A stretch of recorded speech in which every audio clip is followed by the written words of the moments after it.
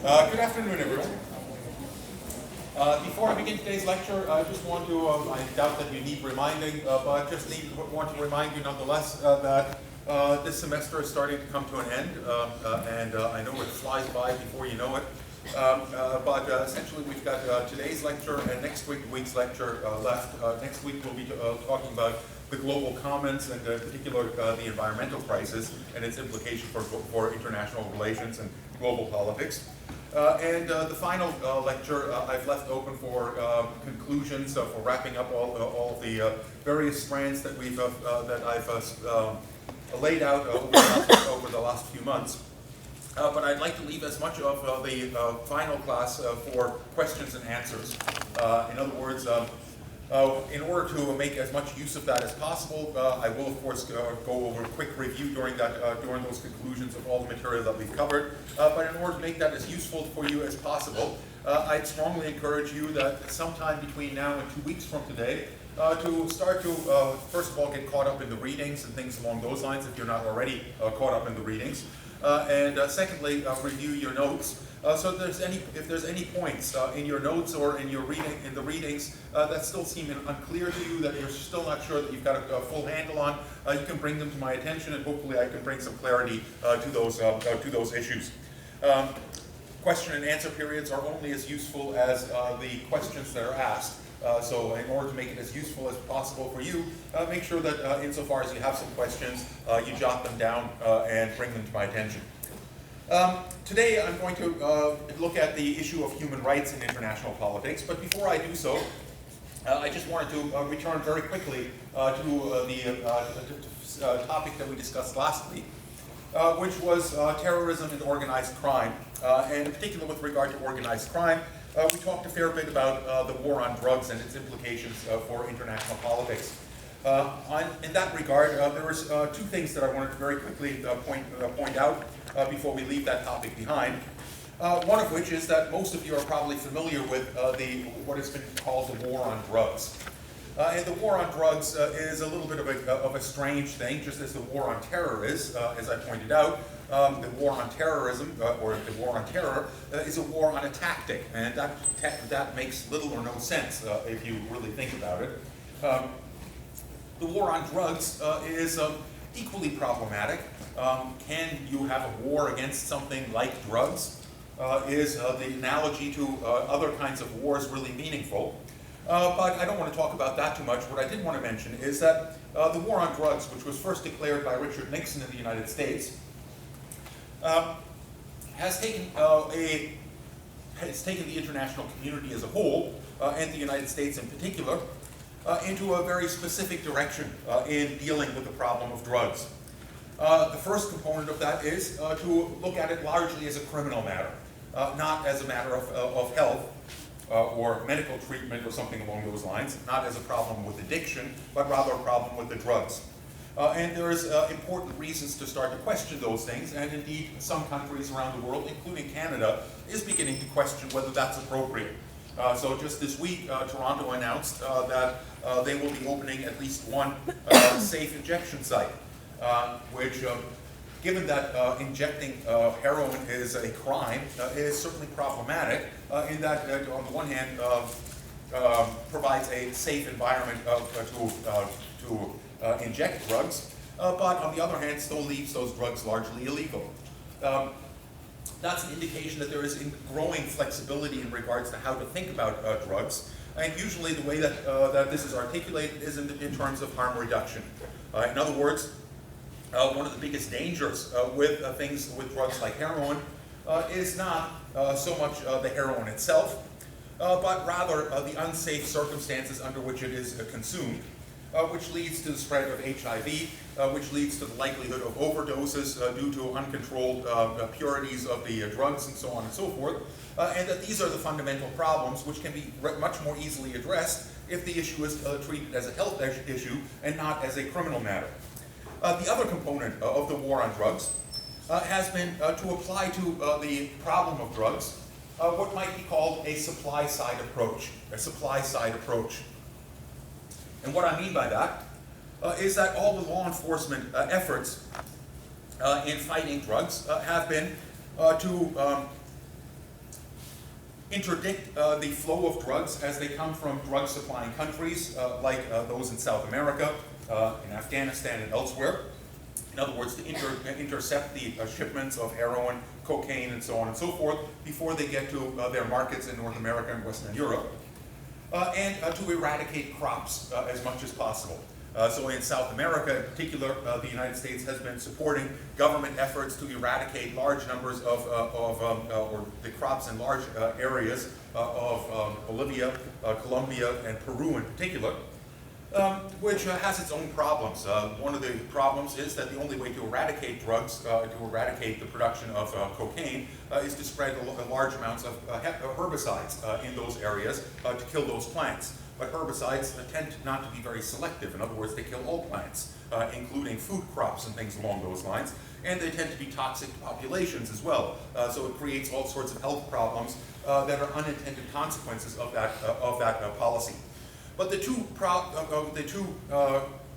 approaches combined, the eradication of crops and the interdiction of supplies as they flow to North American markets, both try to restrict the supply of drugs on North American markets.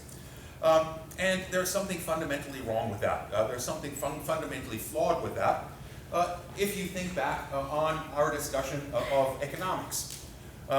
Economics, in our conventional understanding of economics, functions on the basis of markets. And markets, when they are unregulated, and no market is more unregulated than the drug market, since governments aren't involved in the drug market at all, function on the basis of demand and supply.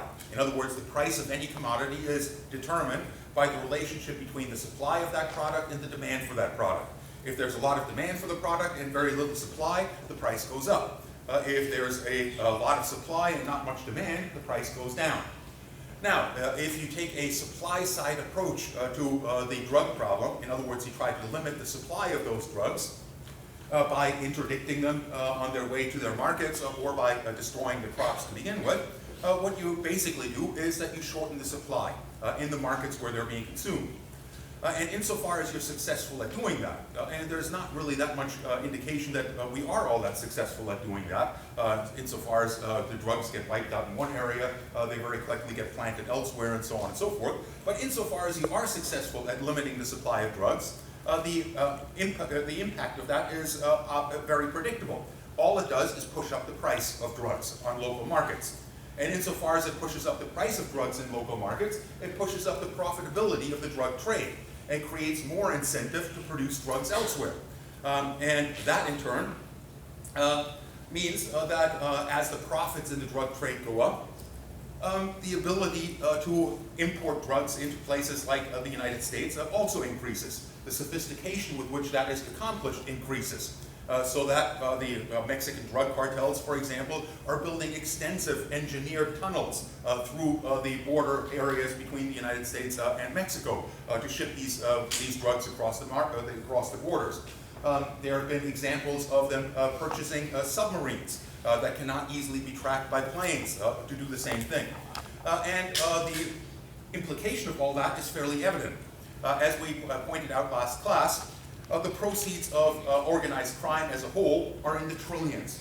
And drugs make up at least $500 billion of that. In other words, somewhere around $400 to $500 billion. That far exceeds the budget of any law enforcement agency trying to deal with these problems. And consequently is in that regard largely self-defeating. The last point that I wanted to make in regard to that is that the region of the world that has been arguably most severely affected by the drug trade, by drugs, is Latin America, Latin and Central America. And Latin and Central American countries have long argued and continue to argue that they do not have a drug problem. The reason that they argue that is because statistically, while there is drug consumption that occurs in Latin American countries, by comparison to Western Europe and North America, it is trivial. It is tiny. It is not particularly significant. However, they suffer the overwhelming consequences of the drug trade. In other words, it's the drug trade that is the problem in Latin America. And that is the problem in particular in places like Mexico that have become largely ungovernable by virtue of the fact that the drug cartels are invariably better funded, better armed, more sophisticated than the law enforcement agencies trying to deal with it. The same thing is to a large extent true of the even weaker countries like Honduras and Guatemala, in which the drug trade, again, is one of the most profitable enterprises within those borders. And it results in street battles between various cartels and so on and so forth. Consequently, in the last several OAS meetings, Organization of American States, Latin American countries as a whole have put forward the proposition that drugs should be legalized. And by that, they didn't mean marijuana should be legalized. They mean drugs should be legalized. Cocaine, heroin, methamphetamine, all of them. And that seems like a pretty radical proposition. Surprisingly, every single country in the Western Hemisphere voted in favor of that proposition, with the exception of 2 countries. And I bet you can guess which 2 countries in the Western Hemisphere voted against it. Well, one quite clear is the United States, the other one is Canada. The reason behind that is that if you want to bring the drug problem to a halt, the drug problem as it affects Latin America, the easiest way to do so is simply to legalize it. By legalizing it, you can regulate it, you can tax it, you can create government cartels that buy up the supply of cocaine or heroin or opium or what have you, and treat it like any other kind of product. It then becomes a revenue source for the government rather than a revenue source for organized crime rings, and thus it reinforces the ability of law enforcement to deal with the problem. The United States and Canada are still not on board in this regard, and that is a fairly substantial problem. Just wanted to bring that to your attention as a way to end our discussion on the impact of organized crime and drugs on international relations before we move on to our topic for today, which is human rights. Human rights in international politics. Human rights have become a chief concern in international politics, and we touched upon this briefly previously, but the reason that human rights have become as prominent in discussions of international politics as they have is to a large extent the result of the enormous violations of what seem to be fairly basic conceptions of human rights, the right to life, during the Second World War. In particular, with regard to the Holocaust and the genocidal proceedings that were carried out, most notably by Germany. That drew attention to the idea that there were deep flaws in how people tended to think about international politics, and deep flaws about the core component of international politics, which is the institution of sovereignty. Sovereignty technically means, and again we discussed that yesterday when we talked about last week when we talked about international relations, international law rather, means that what happens inside the territory of a sovereign state is no one's business but the government of that sovereign state. And sovereignty essentially trumps everything else. It is the cornerstone of international law. The genocides that occurred in Germany and the occupied territories during the Second World War, and that have been carried out in various other places around the world since that time, have drawn the attention of many to the idea that this is flawed, that it has to be the business of other actors in global politics to restrain the willingness of some governments to violate the most basic rights of their citizens, and to do so in extreme forms. And consequently, human rights have entered into discussions about international relations and have been acknowledged as important not only because of the signing of the Genocide Convention and various other kinds of conventions, like the Anti-Torture Convention, but also in the doctrine of the responsibility to protect. In other words, that currently the United Nations Charter still rests fundamentally on the notion of sovereignty being the cornerstone of international law, but also acknowledges certain limits to that sovereignty. And those limits are, to a large extent, a reflection of the concern with human rights. Now, most of us can agree that slaughtering large numbers of civilians within your territory, whatever the justification, is wrong and should be curtailed by whatever means necessary in the international arena. That's the easy part in human rights. However, in order to understand human rights in a more complex manner, we have to go beyond the obvious that it's not desirable to allow governments to slaughter their own population, and figure out what exactly we mean by human rights, what human rights are, how they should be enforced, and how they should be understood. And in that regard, it might be useful to begin our discussion by noting that the notion of human rights really originates out of liberal political philosophy. The most important thinker in this regard was probably John Locke, and his most important text, The Second Treatise on Government, in which he argues, or in which he tries to answer the question, what kind of a government would it be rational for individuals to accept to live under? What kind of government would it be rational for individuals to agree to live under? And he argues, essentially, that the only kind of government that could be rational for individuals to agree to abide by are governments that abide by a basic social contract, and that social contract essentially involves the willingness of citizens to surrender their complete freedom in the state of nature, in the absence of states, in return for which the government has to perform certain basic functions. And the most basic of those functions, as John Locke argued, was to protect life, liberty, and property. Governments are legitimate only insofar as they protect their citizens' rights to life, liberty, and property. And of course, most of us, or most of you are aware of the profound impact that John Locke's thinking had on the formation of states, in particular on the formation of the United States. The U.S. Declaration of Independence virtually plagiarized John Locke's Second Treatise on Government in declaring, we hold these truths to be self-evident, that all men are created equal, that they are endowed by their Creator with certain inalienable rights, and that among these rights is the right to life, liberty, and well, they didn't actually use the word property, basically because too few in the United States had property, and therefore it wasn't a good unifying theme, and consequently substituted the pursuit of happiness for property. Everyone can agree to the right to the pursuit of their own happiness, even if they don't have property.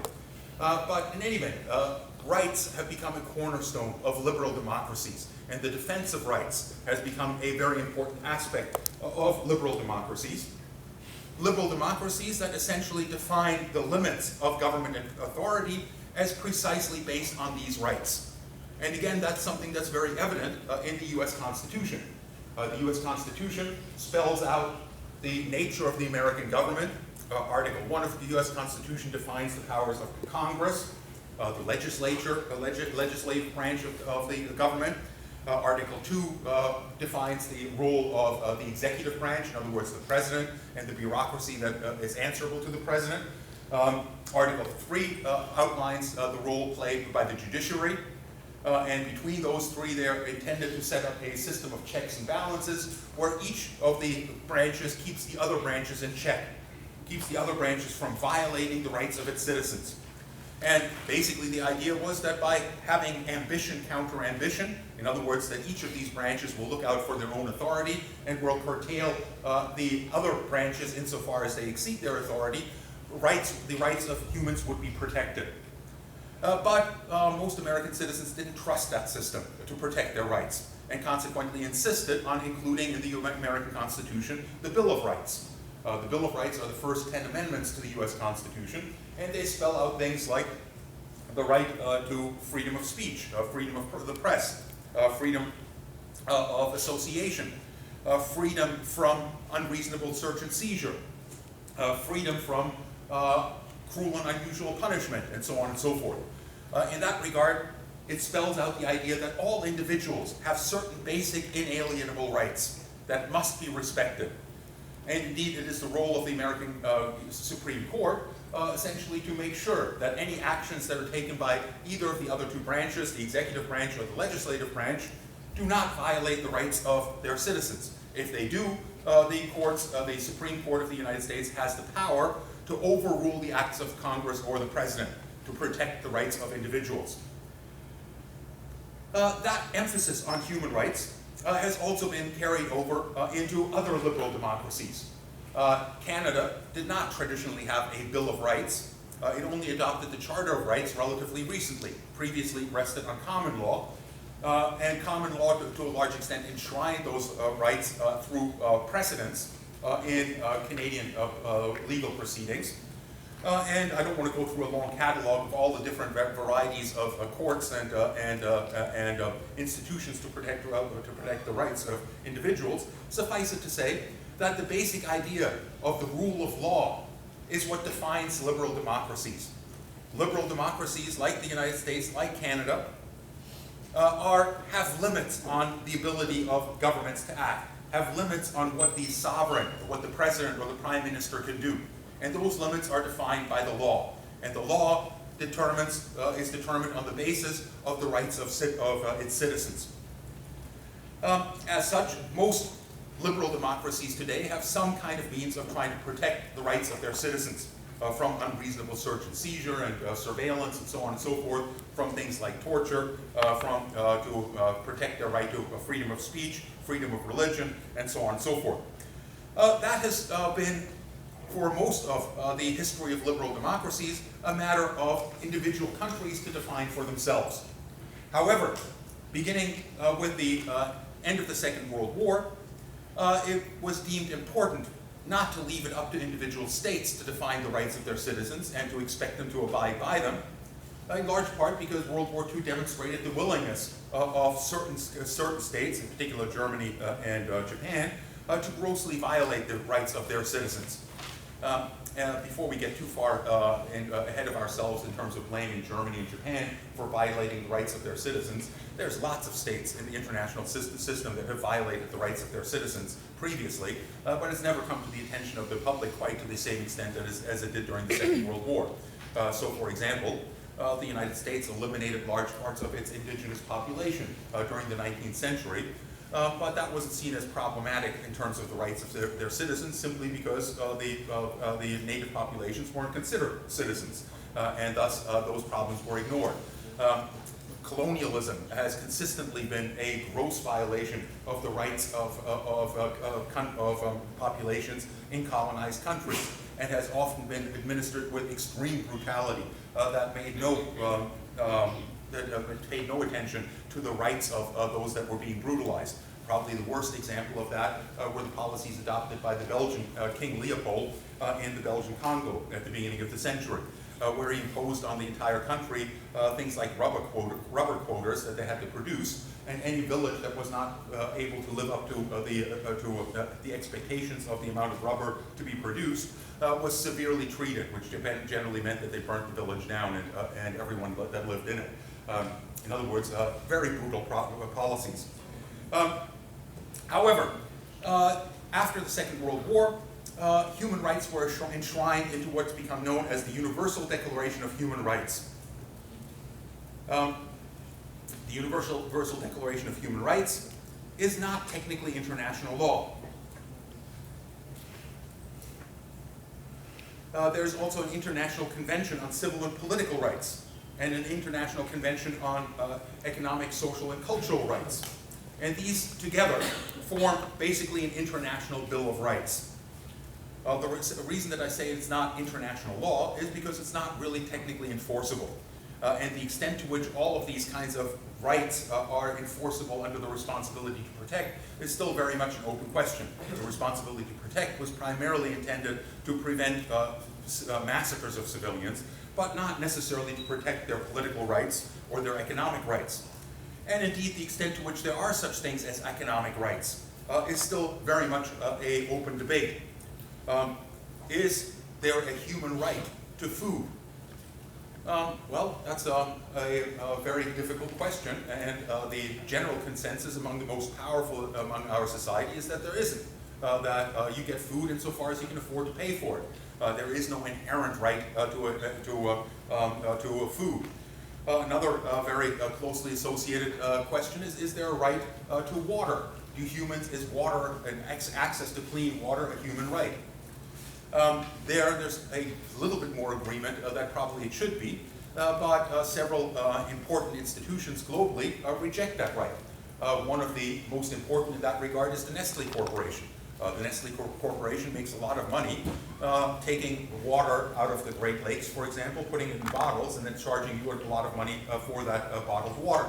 And their position is there's no right to water. Water is not a human right. It is simply a product, and people have to pay for it.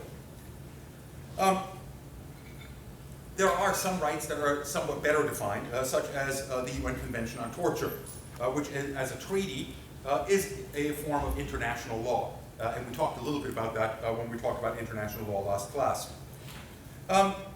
All of these rights are to some extent subject to what lawyers refer to as jus cogens. And jus cogens basically means that a universally agreed standard and protections for more extreme human rights violations like torture and extrajudicial execution exist independently of codification as international law. They become international norms. Nonetheless, with regard to, in particular, things like torture and extrajudicial executions, there are conventions, in other words, regimes, that try to outlaw those kinds of things. But as we discussed last class when we were talking about international law, some of those are somewhat spotty. So, for example, what does the prohibition against extrajudicial executions actually mean? Well, generally, within the context of a country like Canada or a country like the United States, it has a very clear meaning. You may not be deprived of life, liberty, or property, in the case of the United States, without the due process of law. Yes, you can be executed in the United States, not in Canada. Canada has abandoned the death penalty. In the United States, you can be executed.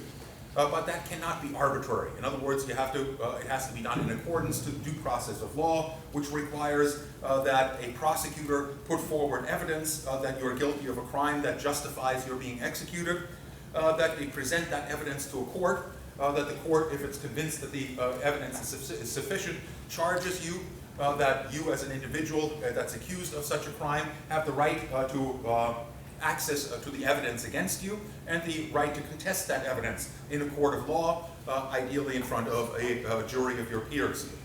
Under those circumstances, people can be deprived of life. However, countries around the world have, on many occasions, made use of extrajudicial means of getting rid of people, and that is a problem that's particularly profound in some areas of the third world. So, for example, Berta Cáceres, an environmental activist in Honduras, was killed, apparently by state authorities, just last week, essentially because she opposed a number of projects, the building of major dams in areas that would affect the indigenous population of Honduras, and was successful in challenging the ability of the major corporations to do so. And that cost them a lot of money and cost the government a lot of money. And the government quite clearly thought that the building of these dams was a crucial component of their development strategy, and therefore was best to get rid of the opponents to it. That's extrajudicial execution. Simply, her house was broken into by mysterious gunmen that assassinated her and several other people that were in the building at the same time. Extrajudicial executions are, in that sense, illegal, are violations of human rights.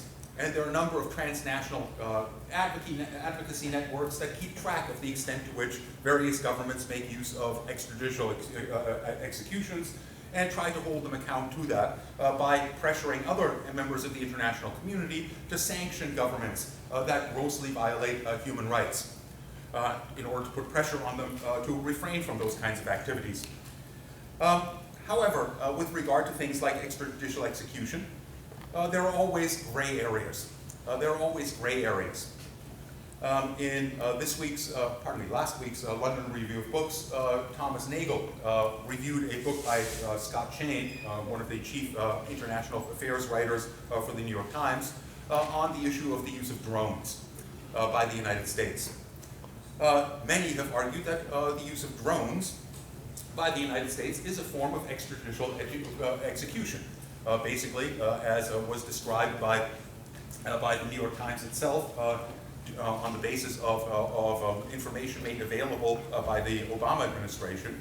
The Obama administration, that whenever this issue came in front of the courts, always denied that there was such a program, and argued that they couldn't present any evidence because that would expose national security secrets and so on and so forth.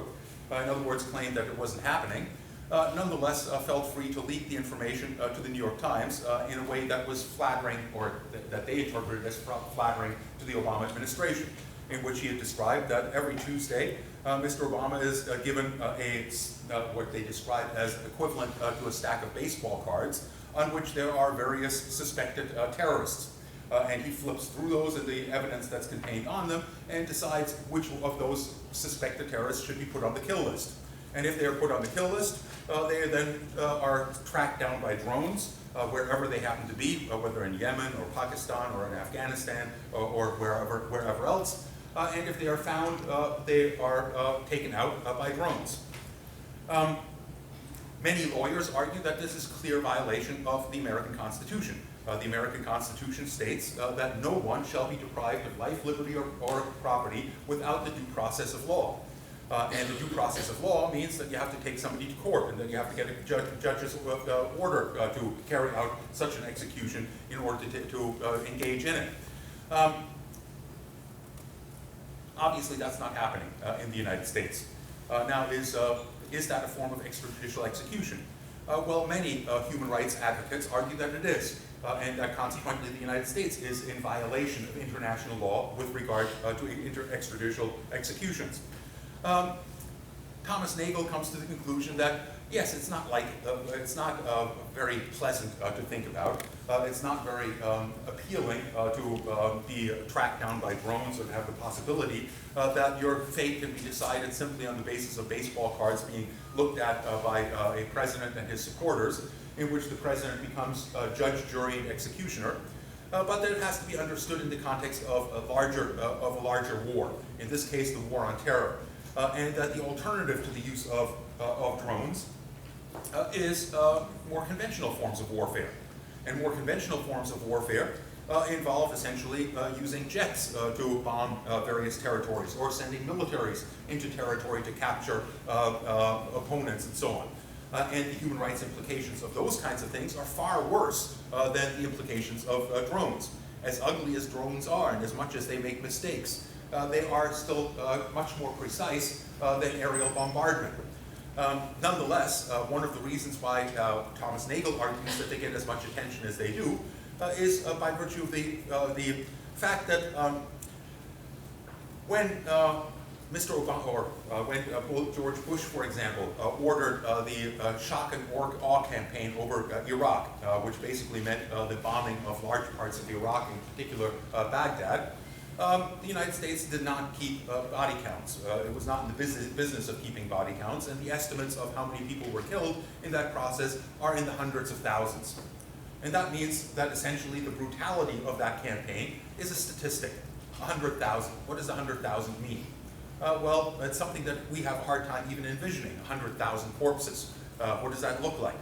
On the other hand, when drones are used in campaigns over Pakistan and so on and so forth, we do get vivid accounts of what that means. In other words, that, for example, in discussions about this, opponents of the drone campaign flew over a number of people from Pakistan that had been affected by these drone campaigns, in particular a couple of kids who saw their grandmother being blown to smithereens in the middle of a field while she was collecting firewood.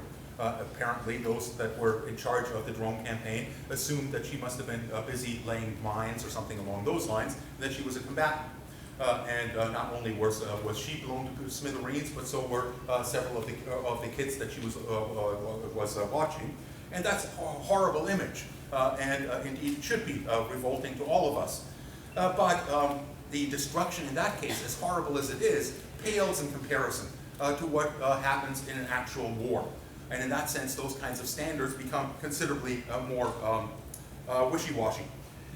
The more important point that I wanted to make in regard to human rights is that the issue of human rights and the extent to which human rights is enshrined in international law necessarily draws into question the meaning of sovereignty. What does sovereignty mean?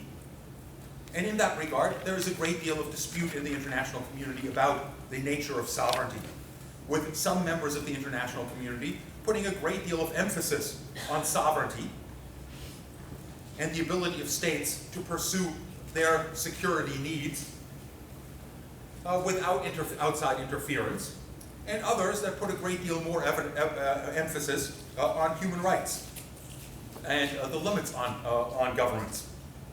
So, for example, the United States on a regular basis emphasizes human rights in regard to every country around the world. Most notably, currently, the American president is planning a visit to Cuba. Cuba has been blockaded by the United States due to its human rights violations for over 50 years, since the Cuban Revolution. Many of the opponents of the Cuban government in the United States have criticized Mr. Obama for not only lifting some of those sanctions on Cuba, but for being willing to exchange ambassadors with Cuba and actually make the first visit in 80 years by a sitting president to the island of Cuba. Mr. Obama argued that he was doing so, but he would very definitely on his visit emphasize the need for human rights, the need for greater reforms to respect the human rights of Cuban citizens. Is there something wrong with that? Well, certainly the Cuban government is not a model that all of us would like to be governed by, but there is a great deal of hypocrisy involved in that. In Cuba, there has not been a single documented case of extrajudicial execution since the Cuban Revolution. In sharp contrast to virtually every other country in the Western Hemisphere, in particular in South and Central America, where human rights violations have been widespread, in particular in Central America during the 80s, in the southern home countries of Latin America during the 1970s, during their periods of military dictatorship.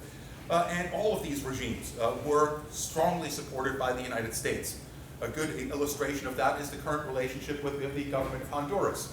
The democratically elected government of Honduras was overthrown in a military coup in 2008, a military coup that all indications was supported by the United States. And its human rights record has gone down drastically. I mentioned Berta Cáceres' assassination last week, but that's only the tip of the iceberg. But the United States bent over backwards, first of all, not to call what happened in Honduras a coup, because to do so would have forced it to cut off all military aid, and then to ignore that the elections that were held in order to create the veneer of democracy excluded the most popular party from participation, and therefore was not really an open election. And furthermore, excluded any discussion of the deep human rights violations that have occurred in Honduras since that time. In that regard, there's a great deal of hypocrisy on the part of virtually all governments. The United States regularly emphasizes these kinds of issues nonetheless, but is doing so in a context where its credibility is deeply problematic. Anyone know what the worst human rights violations in Cuba are?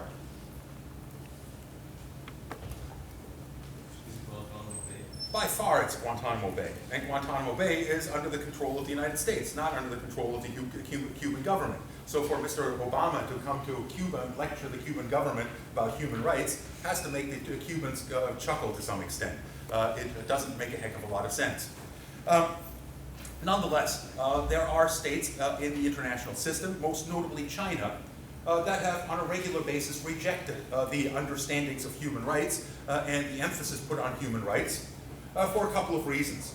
One is certainly that they recognize the hypocrisy involved in the denunciations of human rights records of countries in various places in the world by Western countries that support other governments that violate the rights of their citizens on a regular basis. Probably the most extreme example of that is the relationship between most Western countries and Saudi Arabia, which is certainly at the low end of the spectrum in terms of observations of human rights. And is rarely denounced for its human rights record in any meaningful way in international arenas. On the other hand, China and Cuba and so on and so forth on a regular basis are denounced for far lesser violations of human rights. Again, neither Cuba nor China are innocent by any stretch of the imagination, but they are not among the worst violators of human rights. So certainly they emphasize that aspect. The other thing that they emphasize is that to emphasize human rights and the protection of human rights over the issue of sovereignty leads to very problematic situations. One of those situations, let me rephrase that slightly. Sovereignty was generally understood as, and has historically generally been understood, as the authority of the state to maintain itself in control, to maintain itself as a state. And one of the defining aspects of a state that we outlined when we were talking about the Westphalian state system is that it is capable of, and does to a greater or lesser extent, monopolize the legitimate use of force, coercion, and violence within its defined territory. That's what defines a state. A state that is capable of doing that is a functioning state. A state that cannot monopolize the use of force, coercion, and violence within its territory is a state that is either in a state of civil war or becomes a failed state. And essentially what the Chinese argue is that maintaining sovereignty, maintaining governability is absolutely necessary and trumps, in many cases, the concern for the rights of citizens. And in that regard, they would point to the examples of Libya or of Syria. Both of those governments were to some extent under threat because of the claims that they violated the rights of their citizens, and that led to international interventions to try to bring those governments down. And as we're seeing both in Syria and in Libya, bringing those governments down. And those governments were by no means innocent of violations of human rights. But the situation that has arisen since then is far, far worse than what happened previously when Bashar al-Assad's government controlled all of the territory of Syria and Gaddafi controlled all of the territory of Libya. In other words, there's a kind of a trade-off in that regard. And for the most part, China, probably partially out of self-interest,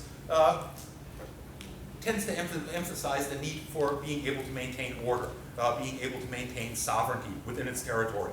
I say that with regard to its own concerns, in large part because China faces considerable resistance to its rule in a couple of regions, in Xinjiang, the westernmost region of China, which is primarily Muslim, the population of which is primarily Muslim, and which has been trying to achieve its independence from China for some time, and perhaps even more notoriously in regard to Tibet, which was taken over by China during the 1940s, and which still clings to the idea of being a sovereign state separate from China.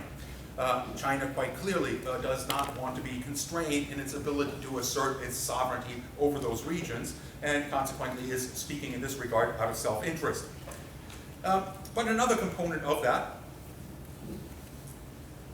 is a different understanding of rights. A different understanding of rights. In other words, when liberals speak of rights, when liberal democracies enshrine rights into their constitutions, they have a very specific conception of what those rights mean. Rights are things that are held by individuals. Individuals have rights. And this is something that certainly was not prevalent in Western countries prior to the Enlightenment and prior to the rise of liberal political philosophies. And it is certainly also not something that has prevailed in other parts of the world. In that regard, to demonstrate the difference between individual rights and collective rights, one could put forward the question, what is more important? Is the right of individuals to their private property more important than the right of collectivities to be free from poverty?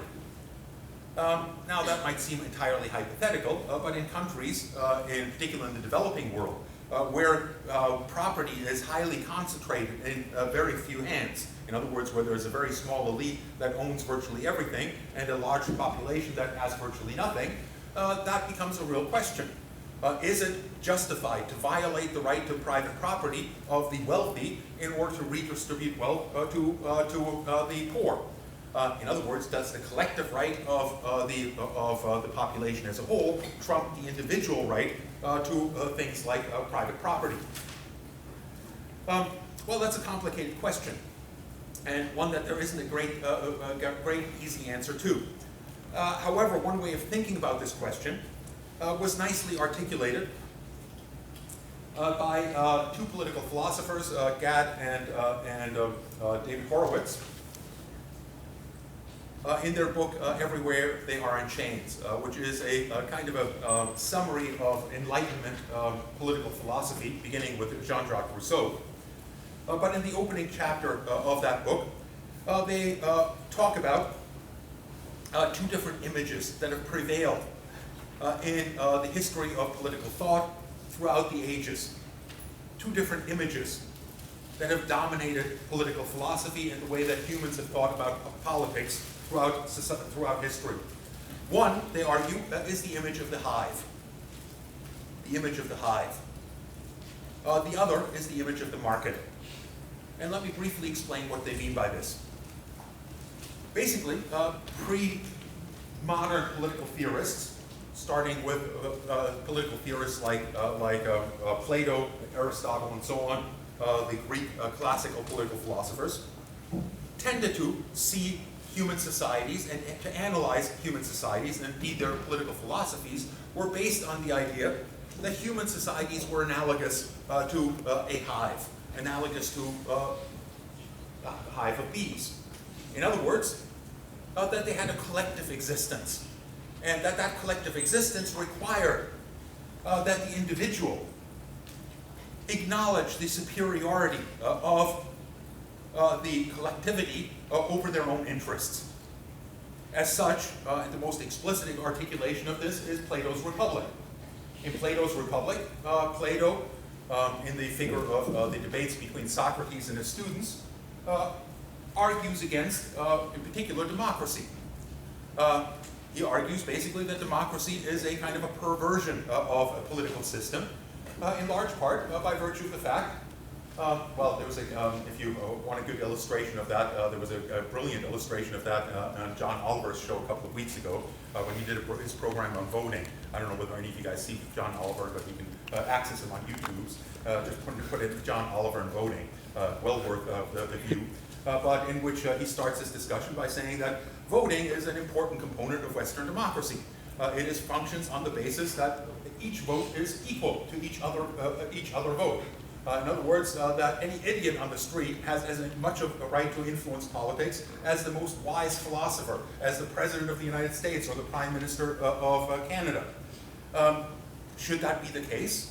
And if every idiot is supposed to have as much influence as the wisest among our society, how good are the policies that are going to be produced by such a voting process going to be?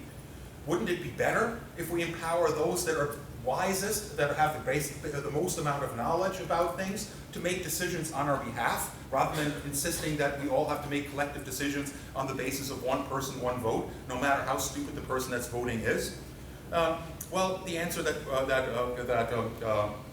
Plato came up with is basically that yes, the best kind of a society is that which empowers those that are best able to make decisions to make those decisions. In other words, a society that is ruled by what he called philosopher kings. And is everyone in that society better off if they surrender their decision-making power to those people that are much better at making decisions? In a way, that's sort of what Donald Trump seems to be arguing, is that he knows how to make deals and things along those lines, and just trust him. But I'm not suggesting that that's a good idea. But nonetheless, it's the same kind of an image. The upshot of that is that traditional political philosophy always emphasized the well-being of the collectivity over the well-being of the individual. The question wasn't, as it was with regard to Enlightenment political philosophy, what kind of a society is it rational for individuals to accept to live within? The question is, what kind of a society is likely to be the most virtuous society? And the most virtuous society, according to Plato, is the society that allows, or that concentrates power among those that are most virtuous within society, and to empower them to make the decisions on behalf of everyone else. Of course, it gets a lot more complicated than that, and if you're interested in these questions, I do encourage you to take a course on political philosophy. It's well worth exploring, fascinating area. But suffice it to say that essentially one of the problems with Plato's notion was that how do the people that are stupid know that they're stupid? How do they recognize that other people are smarter? And in order to do that, basically he argued that those that are wisest have to tell a noble lie to encourage those below them to surrender their control. I don't want to go too much into that idea.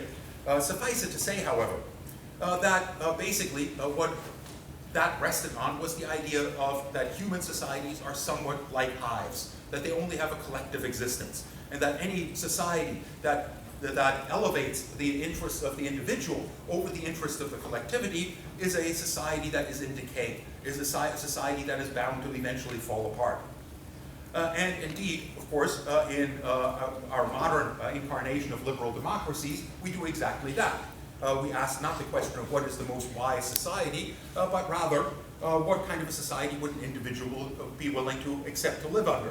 And the answer is one that respects their rights to freedom of expression, freedom of speech, freedom of organization, freedom to choose who they want to marry, freedom to choose what kind of profession that they want to engage in, and so on and so forth. Now, Gad Horowitz was not arguing that one side is superior or the other is inferior, but rather what he was arguing is that both of these images that have prevailed not just between the Greek philosophers and the more modern philosophers, but also are very much evident in societies that have not been as much affected by liberal democracy and capitalism, such as countries of the Third World and countries in East Asia, where that image of the hive has always been much more prevalent than it has been in Western Europe over the last couple of centuries. And what he argues is that both of these images are to a large extent flawed, that both of them suffer from what he calls negative hallucinations. Negative hallucinations. Now, you all know what a hallucination is. Hallucination is when you see something that's not there.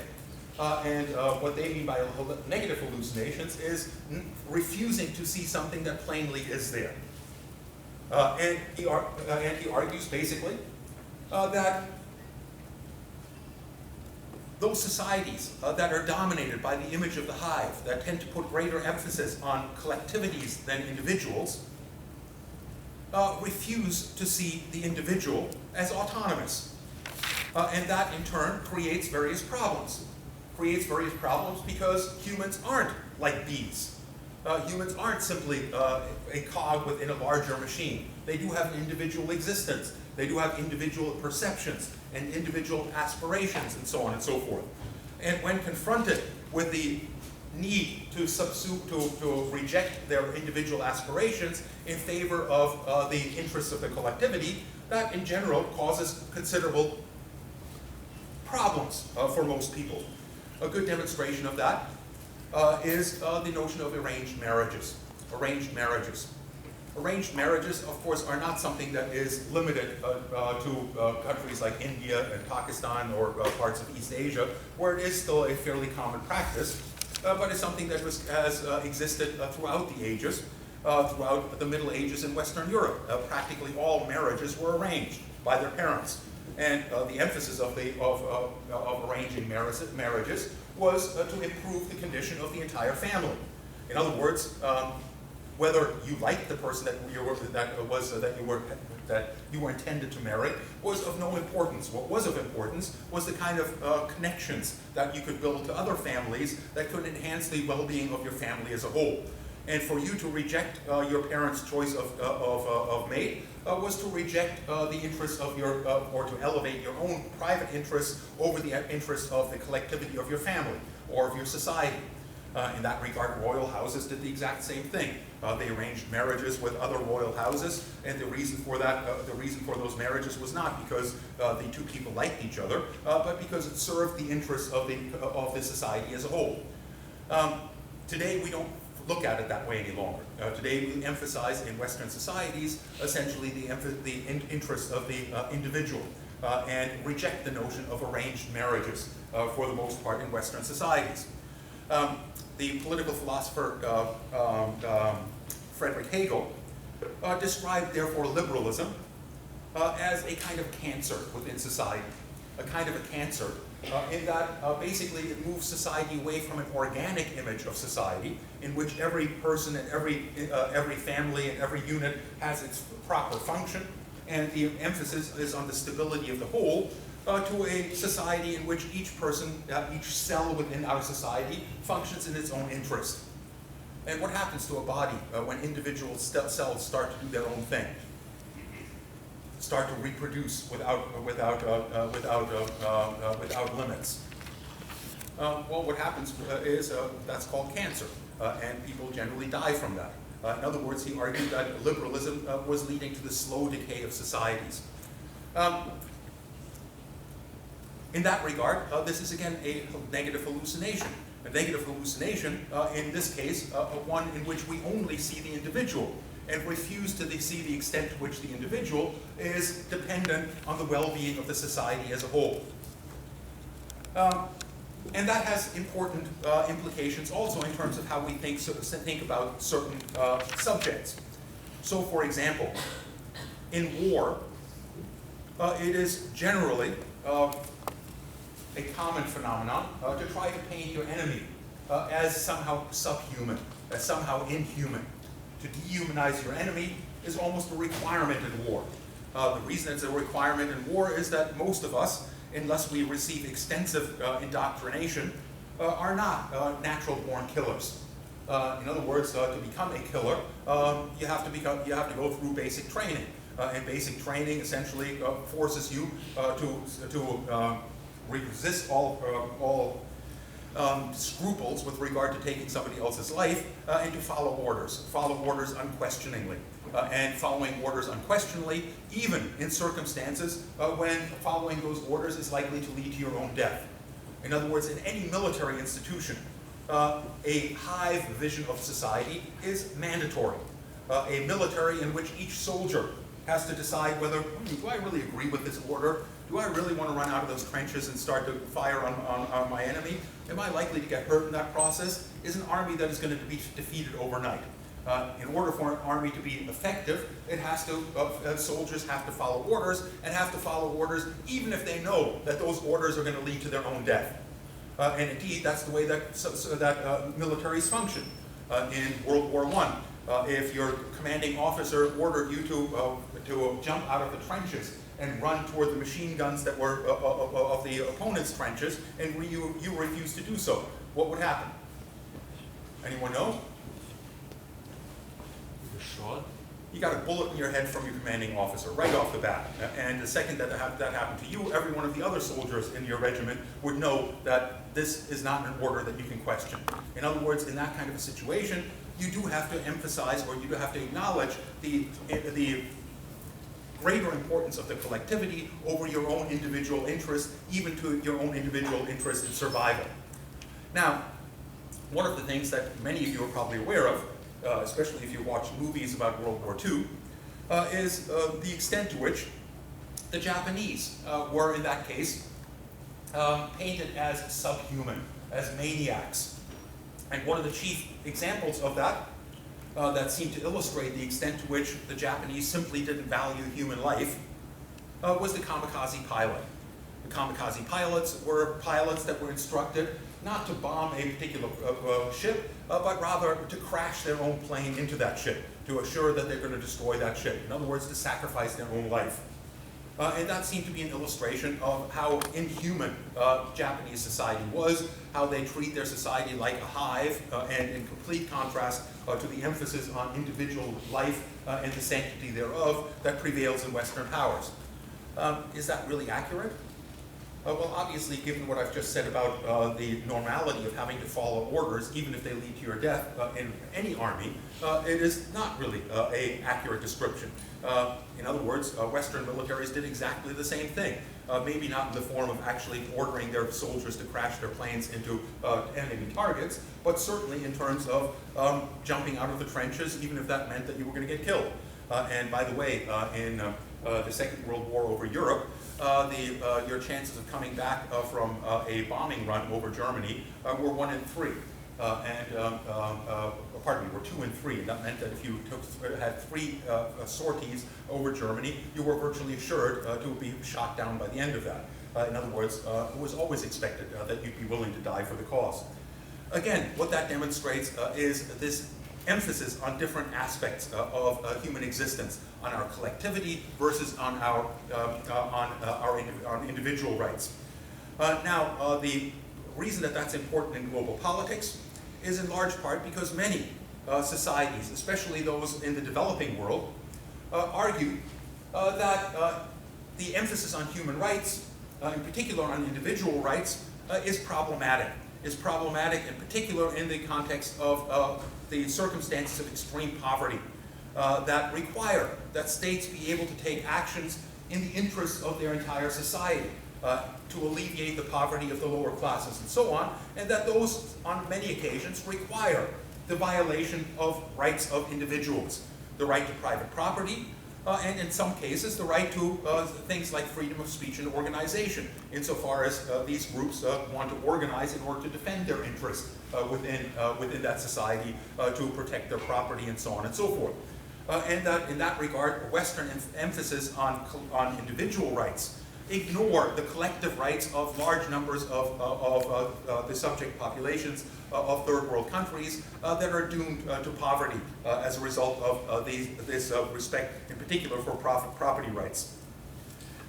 Another component in this regard is the debates about human rights is the relationship between relativism and universalism. For the most part, the Universal Declaration of Human Rights argues that rights are universal, are not something that is relative. In that regard, a number of countries, in particular in the developing world, have argued that this emphasis on Western conceptions of rights, of individual rights, is a form of cultural imperialism. In other words, that it trumps certain kinds of practices that are culturally acceptable in societies that are not so much tied to liberal democracy, capitalism, and individualist conceptions of human society. In that regard, a number of rights that have, or a number of issues that have come up are things like female circumcision, or as critics of female circumcision call it, female genital mutilation, which is still practiced extensively in many tribal societies, in particular in Africa. It is certainly something that is deeply problematic. It causes all sorts of injuries to those that are subject to these procedures, injuries and in some cases death. And in that sense is rejected by most Western governments. Immigrants to Canada, for example, often are secretly still subjected to these kinds of procedures, but it is against the law in Canada. And should this be something that should be imposed globally? Does the global community, do Western countries have the right to impose these kinds of standards on procedures that have existed for many millennia in cultures that were very different from Western cultures? Another similar problem arises with regard to child labor. Child labor is again something that is practiced fairly extensively in countries like Pakistan, Bangladesh, Indonesia, the Philippines, Haiti, and so on. In other words, in the poorest countries in the international system. And it is something that is generally rejected by Western countries and is seen as a violation of the rights of children. Now, many defenders of child labor argue that this is entirely backward, that essentially it is again a form of cultural imperialism, and that it furthermore completely misunderstands the nature of, or the necessity of child labor. Let me explain what I mean by that. Child labor is not something that has only been practiced in third world countries. Indeed, for those of you that are familiar with the writings of Charles Dickens, you'll know that child labor was fairly extensively practiced in England during the 19th century, or made use of extensively in England in the 19th century. Now, was that because the English did not value their children? Is child labor being practiced in Pakistan and Bangladesh and parts of India and so on because the people that live there don't value their children and want to exploit their children? The obvious answer should probably be no. So what gives rise to child labor? Well, one explanation is that child labor is a product of a scarcity of labor. There aren't enough laborers around to fulfill the requirements for labor in a particular place, and therefore children have to be put to work. Well, that is entirely inaccurate. In fact, it's exactly the other way around. Child labor in Great Britain, when it was practiced in Great Britain and in places like Bangladesh and Pakistan and so on, where it still is practiced to this day, is not the result of a shortage of labor, but rather the exact opposite. It's a result of the surplus of labor. The surplus of labor results in child labor for fairly easy to understand reasons. Within any free market, the value of any commodity is determined by demand and supply, including labor. When there is a great deal of supply of labor and very little demand for it, wages go down. When there is lots of demand for workers but very few workers around, wages go up. Now, as Karl Marx, for example, argued, the process of capitalist accumulation, the process of capitalist development, is essentially a process in which capitalists continuously compete with each other in order to gain a competitive edge against each other. And they do so by introducing various new types of technologies that reduce the demand for labor. In other words, that increase the productivity of labor, that are capable of producing more and more goods using less and less labor in order to increase their profits. And if that process is one that defines the entire economic system, in other words, each capitalist is in competition with other capitalists, and all of them are trying to diminish the amount of labor and of use of labor and to crank out more goods, basically that results in more and more goods being cranked out with less and less labor.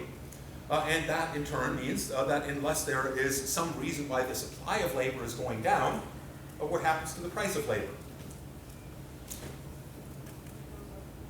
The price of labor, if labor is less and less in demand, the price goes down.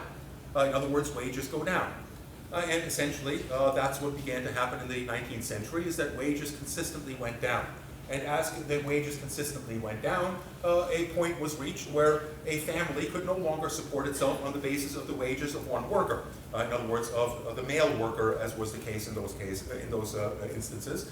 And that meant that whether they liked it or not, those families also had to put women to work. Now, once women enter the labor force, what does that do to the supply of labor? Well, obviously it increases the supply of labor. There's more people competing for fewer jobs. And what does that do to the price of labor? It further depresses it. And as it further depresses it, a point comes when even the wages of two individuals in a family are not capable of meeting the needs of the family. And at that point, those families have no choice but also to put their children to work. In other words, child labor is inherently a necessity that is produced by a surplus of labor, not by a shortage of labor.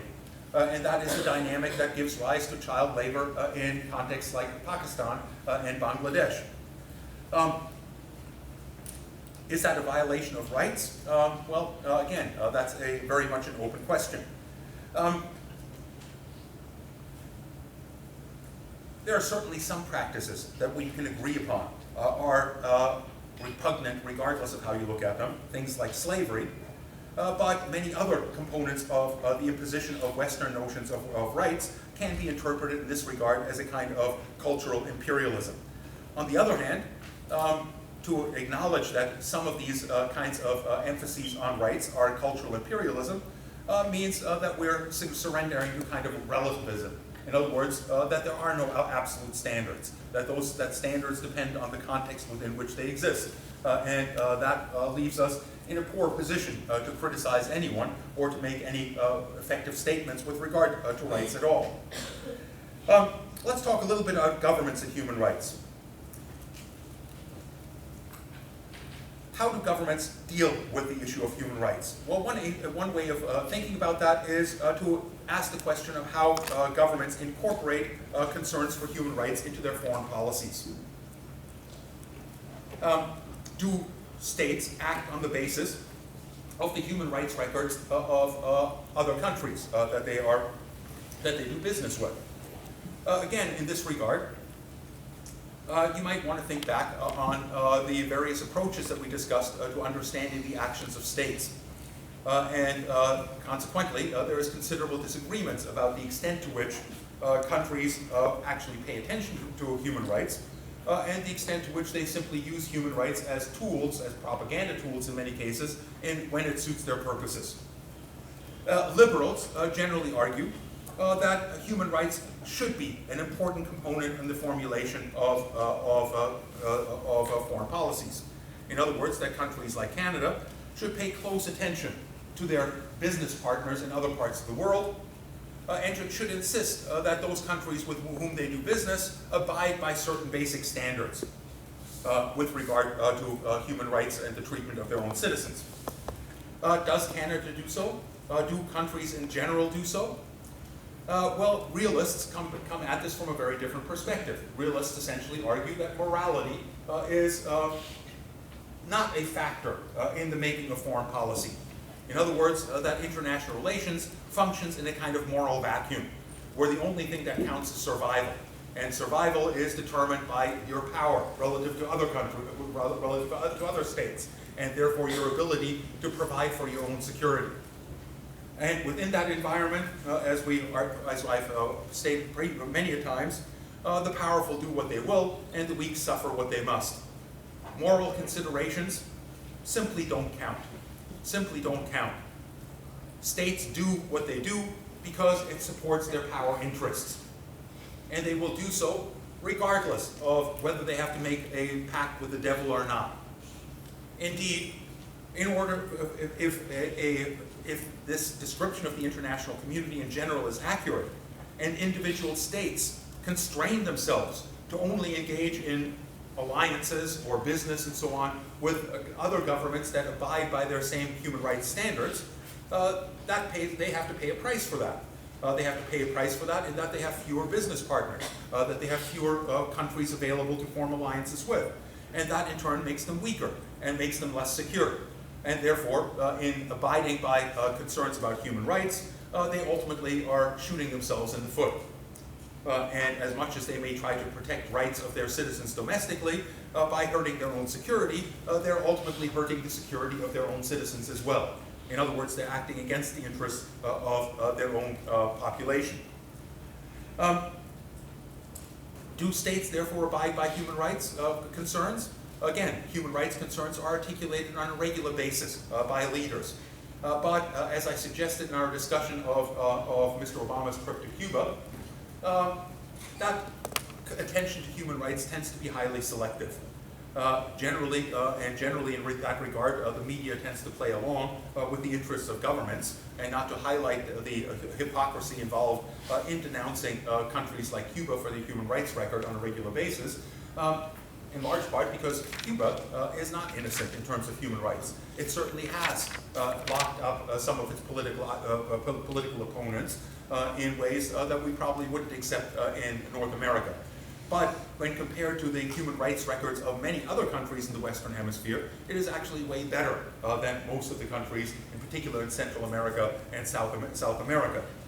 So why do the United States on a regular basis, and Western countries on a regular basis, emphasize the human rights violations of Cuba? It's because of their interest in undermining the government of Cuba, because they don't like that government. And therefore they also emphasize the human rights record of China, of Russia, of various countries in the international arena that they perceive as a threat to their own security. And at the same time ignore the equally, and in some cases much worse, human rights records of their allies like Saudi Arabia, like the countries of Central and South America, and so on and so forth.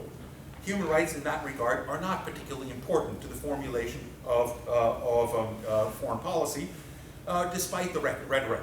And that in turn, of course, begs the question, why do certain kinds of policies that were specifically engaged in with the justification of protecting human rights take place.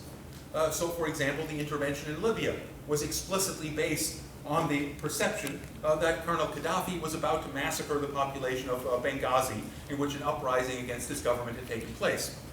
Well, if the rest of the world wasn't really concerned with human rights, why did they take out the government of Libya? Of course, governments rarely explain in honest terms precisely why they do what they do, and therefore we have to kind of guess as to why they did what they did. And we can probably guess, on the basis of the general comments that I've made, that human rights were merely a rationalization of those actions, and not the actual reason for the intervention.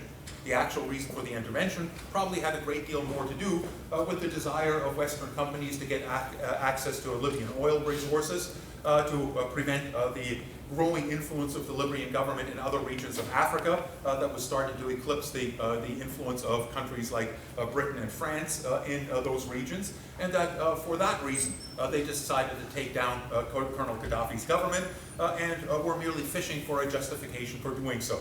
And once the crisis in Benghazi arose, that seemed to be a good reason to engage in what they otherwise would have done for other reasons anyway. Another important component in terms of the relationship of governments to human rights is that if you look at the human rights rules in international law under the United Nations system, governments have the responsibility to protect human rights and to prosecute all those that are responsible for violating human rights. And indeed, this is the purpose of the International Criminal Court. The International Criminal Court was created in the Rome Statute of 1998, the Rome Treaty of 1998 rather, in order to hold individuals accountable for violations of human rights, for the commission of international humanitarian or war crimes. And the basic idea of the International Criminal Court is essentially that the emphasis should be on governments trying violators of human rights themselves. In this regard, the United States, for example, opted out of signing onto the treaty for the International Criminal Court, in large part because it argued that the International Criminal Court might try to bring charges against Americans that were politically motivated, that had no basis in reality. And that therefore Americans that are more involved than any other country in terms of peacekeeping operations, in terms of having military bases in various parts of the world, would be unduly vulnerable to malicious prosecution in the International Criminal Court. The defenders of the International Criminal Court argue that this is completely false. That basically the only thing that the United States would have to do in order to prevent one of its citizens from being tried in the International Criminal Court is to bring charges within their own court system. In other words, states are responsible under international law, for bringing charges against their own citizens for the violations of humanitarian international law and their human rights. And it's only in cases in which the governments are either incapable or unwilling to bring charges that the International Criminal Court can take action against the citizens of that particular state. Nonetheless, countries around the world, including most recently, of course, the United States, have generally tended to look the other way and have tended to avoid trying to bring charges against their own citizens. Mr. Obama denounced the policies of the Bush administration loudly during his campaign in 2008. In particular, rejected the use of enhanced interrogation techniques as they were being practiced by the Bush administration, which included things that were traditionally always considered to be torture. But once in office, despite the fact that many were expecting that he would hold to account some of those folks in the Bush administration responsible for these human rights violations, he argued that it was better to look forward and not backward. I have it backward over here, looking backward, not forward, not intentional. In other words, it is the responsibility of states to hold those that have violated the laws, the international laws, responsible.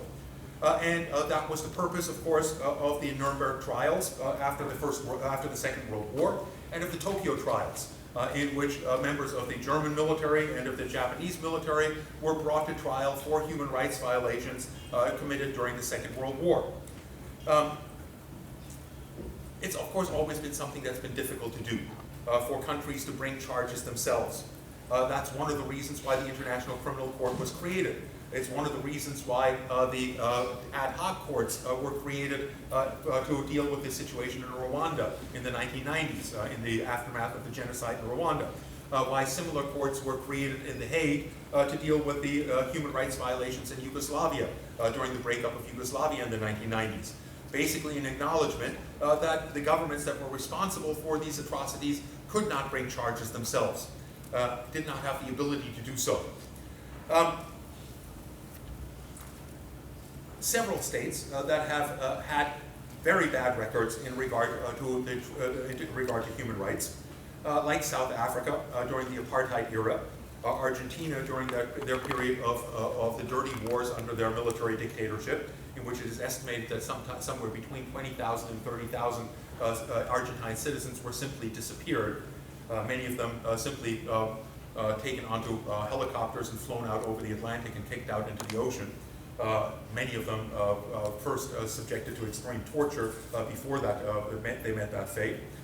In Chile, similar events occurred after the military coup in 1973.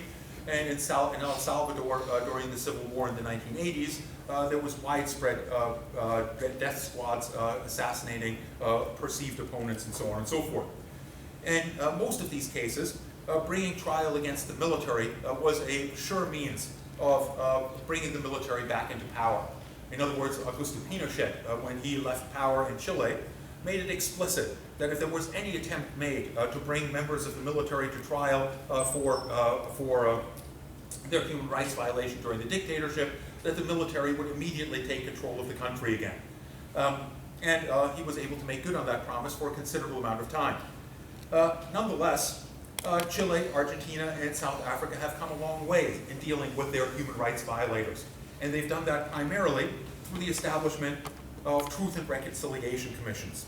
Truth and Reconciliation Commissions, in which essentially they made a basic deal that any official willing to come forward and tell the truth about their involvement in human rights violations would be exempt from prosecution. Because bringing out the truth about this ugly phase of the histories of these various countries was much more important than the retribution involved in punishment. And essentially, the encouragement, therefore, was that those that came forward to tell the truth would be exempt from prosecution, but in telling the truth, they might identify other violators that hadn't come forward, and that then could be held for trial. Suffice it to say that in South Africa and Argentina and Chile, that process has gone a long way toward opening the books on that ugly chapter in those countries and creating some kind of reconciliation between the various groups within those societies to bring about greater peace and tranquility and stability within those countries. Some countries, of course, have not been willing to do so, but they have to worry to a considerable extent by virtue of the fact that under the regime of the International Criminal Court, international humanitarian law enjoys universal jurisdiction. And what that means is that any country in the world can arrest somebody that is perceived as having violated the human rights of their citizens anytime in their history, and can bring charges against them, or can hand them over to the International Criminal Court. The first time that came to the attention of the general public was when Augusto Pinochet, long after he left his office in Chile, traveled to England. And having left Chile, basically the Spanish government decided to bring charges against them for the death of several Spanish citizens that were caught up in the dictatorship in Chile and were among those that were disappeared. Basically, they asked for his extradition to Spain to stand trial for those human rights violations. Britain cooperated with that and brought him to trial for extradition, but then came to the conclusion that he was too ill and too feeble to actually stand trial, and thus sent him back to Chile. Interestingly, a couple of years afterwards, the Chilean government decided that he was fit to stand trial and brought charges themselves against him. He's never actually seen the inside of prison, but nonetheless, in the long period since the decline of that military dictatorship, the threat that he initially made that the military would overthrow any government that tried to bring members of the military to account was no longer as real of a threat as it had been when it was first issued. In that regard, the human rights violators involved in the global war on terror under the Bush administration have reason to be to some extent worried. And I suspect that individuals like Donald Rumsfeld and Dick Cheney are probably fairly careful about their international travel destinations these days, because essentially they can be arrested anywhere on the planet. Indeed, when Dick Cheney visited Canada in 2010, I believe it was, there were a number of citizens groups that tried to pressure the government of the Harper government to arrest him and hand him over to the International Criminal Court. The Harper government, of course, was not particularly inclined to do that and did not. And it would have probably caused a major international crisis had the Canadian government attempted to do so. But what it illustrates is that certainly the Canadian government would have been legally authorized to do so, and that just as the Canadian government was legally authorized to do so, but probably would not do so simply because of the enormous importance of the relationship between Canada and the United States to the Canadian economy and so on, other countries in the world might be less restrained in this regard. And for that reason, Dick Cheney probably is very careful in selecting his travel destinations, as is probably the case also for various other enablers of the war on terror, in particular the lawyers that justified the torture regime, the lawyers that worked in the Office of Legal Counsel, Jay Abaibi and John Yoo in particular, and that essentially facilitated the use of torture by redefining torture as qualifying as torture only insofar as the pain that was induced was equivalent to organ failure or near death. Anything less was merely enhanced interrogation and therefore legal. That's not a standard that most of us would want to abide by. That brings me to the issue of human rights and trade. Human rights and trade. And again, in this regard, there is considerable inconsistency. Considerable inconsistency in that states like the United States, like Canada, have long argued that they will trade only with countries that are generally respectful of human rights and will impose sanctions on those countries that don't abide by human rights. The same way that sanctions have been imposed on Cuba for long periods of time, it's for over 50 years now, that sanctions are imposed on North Korea for equally long periods, and on various other human rights violators in the international system. But again, that application of sanctions for human rights violators has been rather spotty and rather inconsistent. And one of the best examples of that inconsistency was with regard to the treatment of South Africa during the period of the apartheid rule. Apartheid rule referred to the control of the white minority over South Africa and its governing over a black majority that had no political rights to participate in politics in South Africa.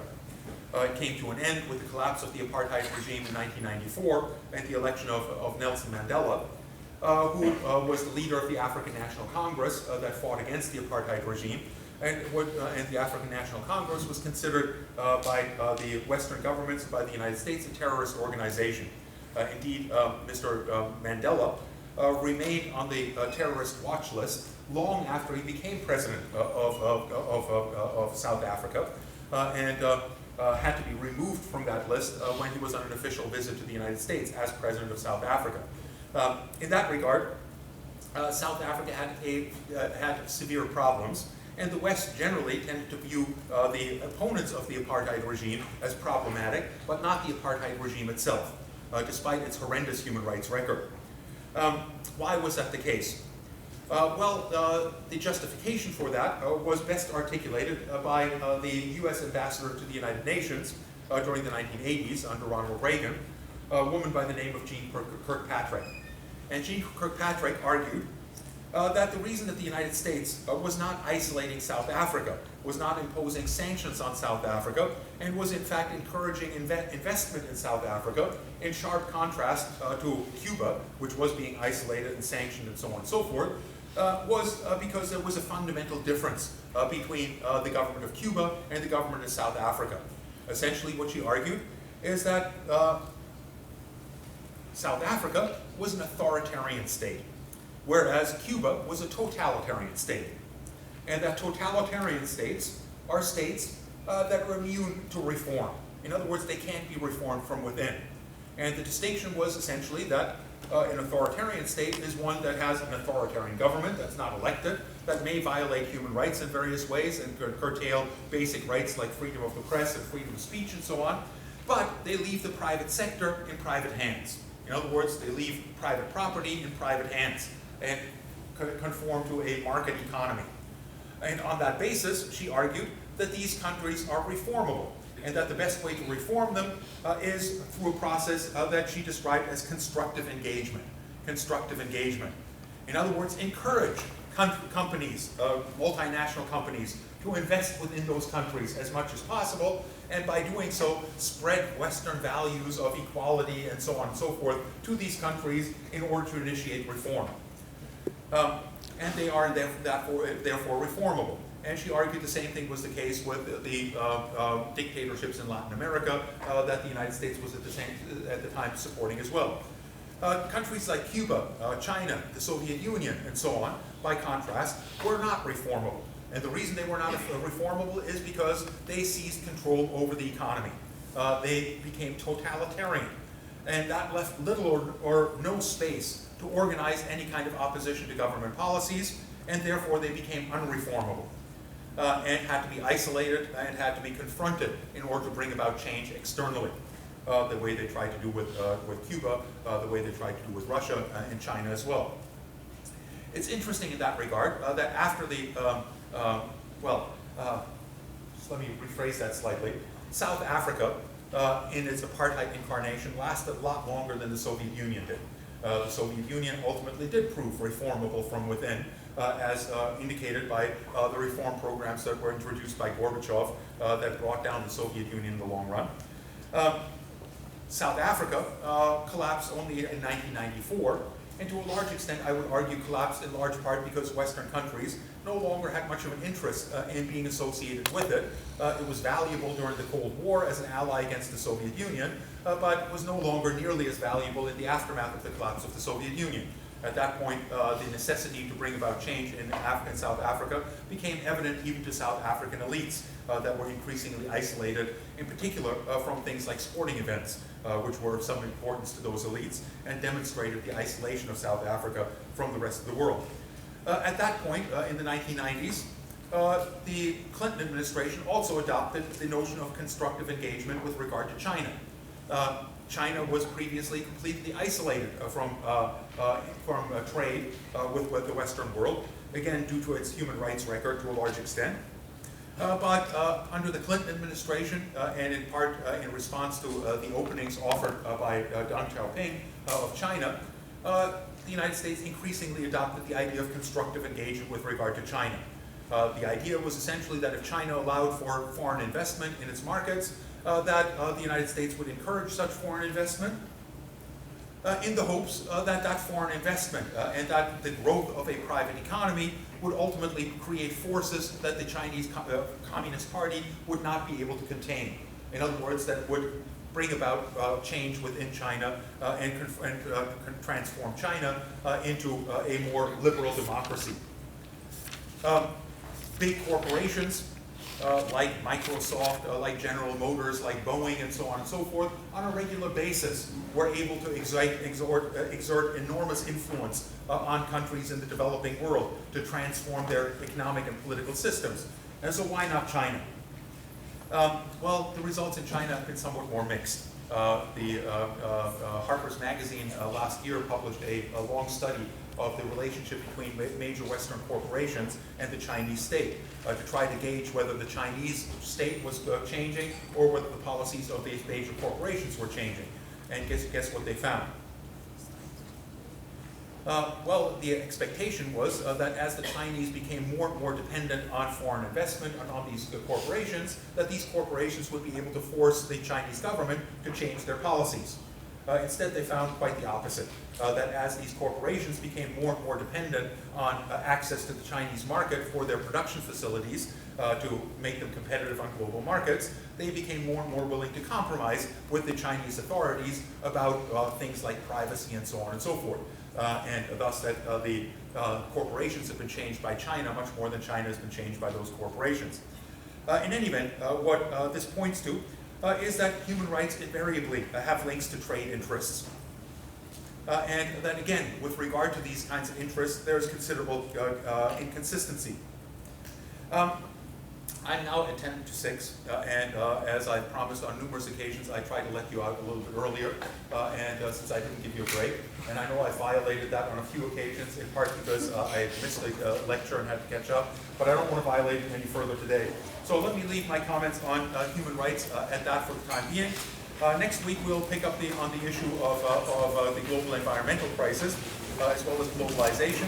And again, I'd like to encourage you in the next 2 weeks or so to look over your notes, get caught up in the readings, and insofar as you find points that you're not clear on, jot them down for yourself so you can ask me about them in the final class, and so I can make that review as productive for you as possible, and as useful to you as possible.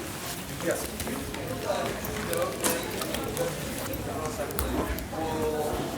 We'll attempt to ally with Latin America.